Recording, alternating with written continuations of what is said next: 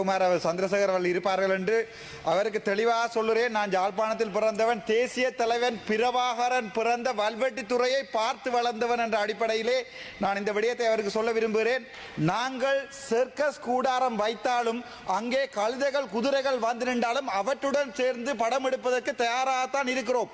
ஆனால் அவ்வாறான கழுதைகளை எங்களுடைய தலைவராக ஏற்றுக்கொள்ள யாழ் மண்ணில் பிறந்த எந்த தமிழனும், யாழ்ப்பாணத்திலே பிறக்காத எங்களுடைய அமைச்சர் சந்திரசேகர் அவர்கள் சிலையரும் யோசிக்கலாம், தான் சண்டிப்பனம் செய்து என்ன ஏதாவது செய்யலாம் என்று. 44,000 போராளிகளை உயிரோடுத்த என்னுடைய தேசிய தலைவர் வழியில் இருந்த என்ன உங்களால் இப்படி விரட்டையில் வென்றது மிகவும் நகைப்புக்குரிய விடயத்துக்கு வருகிறேன். தேசிய அரசாங்க சக்தி இன்று வரை எங்களுடைய அண்ணன் எங்களுடைய இனத்தை காத்த ஒருவன் ஆனந்த சுதாகரன் விடுதலைக்காக இன்று வரை போராடி கொண்டிருக்கிறோம். அவனுடைய குழந்தைக்காக போராடி கொண்டிருக்கிறோம். விடுதலை செய்யவில்லை. முள்ளிவாய்க்காலிலே கொத்து கொத்தாக படுகொலை செய்த இராணுவத்தை பாதுகாக்கின்ற நிலைமைக்கு தான் தேசிய அரசாங்கம் போகிறது. அதுக்குரிய எந்த பொறுப்பு கூறலும் இல்லை. அது தவிர யாழ்ப்பாணத்திலே 3000 வேலை இல்லாத பட்டதாரிகள் இருக்கிறார்கள். யாராவது உங்களால் ஒரு நடவடிக்கை எடுக்க முடியுமா? அது உங்களுடைய 3 கத்தரி தோட்ட விரலிகள் என்று சொல்வார்கள். எங்களுடைய மக்கள் தவறுதலாக உங்களில் ஏற்பட்ட நம்பிக்கையால் 3 கத்தரி தோட்ட குமரைன பம்பே என்று சொல்வார்கள். சிங்களத்திலும் சொல்லுகிறேன், 3 கத்தரி தோட்ட விரலிகளால் யாழ்ப்பாணத்திலே ஏதாவது நடந்திருக்கின்றால் இல்லை. நான் தெளிவாக ஒரு விடயத்தை சொல்ல விரும்புகிறேன். எங்களுடைய அமைச்சருக்கு வான்படை, நிலப்படை, கரும்புலிப்படை இதுவும் போய் ஆகாய படைன்னு வைத்திருந்ததுதான் தமிழீழம். எங்களுடைய நன்றி.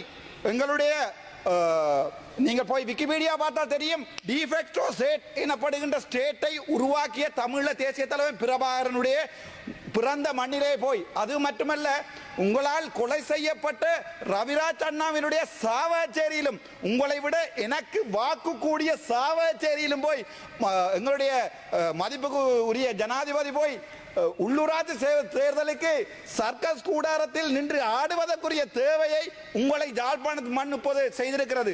அது மட்டுமல்ல, யாழ்ப்பாணத்தில் பார்த்தால் இப்போது பாதையோர வியாபாரிகளுடைய குரல் வலையை நெரிக்க ஆரம்பித்திருக்கிறீர்கள். பஸ் ஸ்டாண்டில் பிரச்சனை ஆரம்பிக்கிறீர்கள்.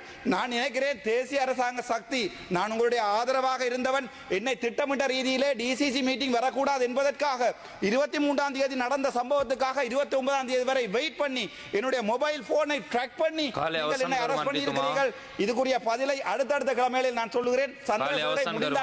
நன்றி. மக்கள் வல்வெட்டித்துறையில் இருக்கின்ற மக்கள் மிகவும் அன்பாக வரவேற்றார்கள். வரவேற்று அவர்களோடு உரையாடினார்கள், கருத்துக்களை பரிமாறிக்கொண்டார்கள்.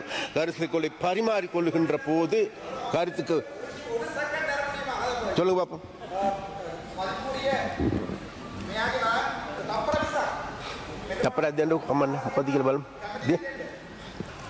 නම කියවුන්නේ නෑනේ කාලේ අපරාධ යනවා இல்ல இல்ல என்ன என்ன இல்ல அர்ஜுனா என்னமெண்டா சரியா நான் என்னத்தை சொல்ல வந்தேங்கிறது புரிஞ்சு கொண்டு காதீங்க சரியா.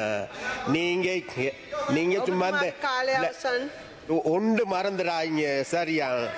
நாங்களும் உங்களை போன்று அந்த விளையாட்டெல்லாம் செய்யுமா இருந்தா உங்களுக்கு ஓடுறதுக்கு இடம் பார்த்தாது. பிளீஸ் சரியா.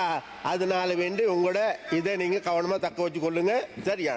நீங்க நீங்க நடத்தி கொண்டிருக்கோம் எல்லாத்தையும் எடுத்துக்கொண்டு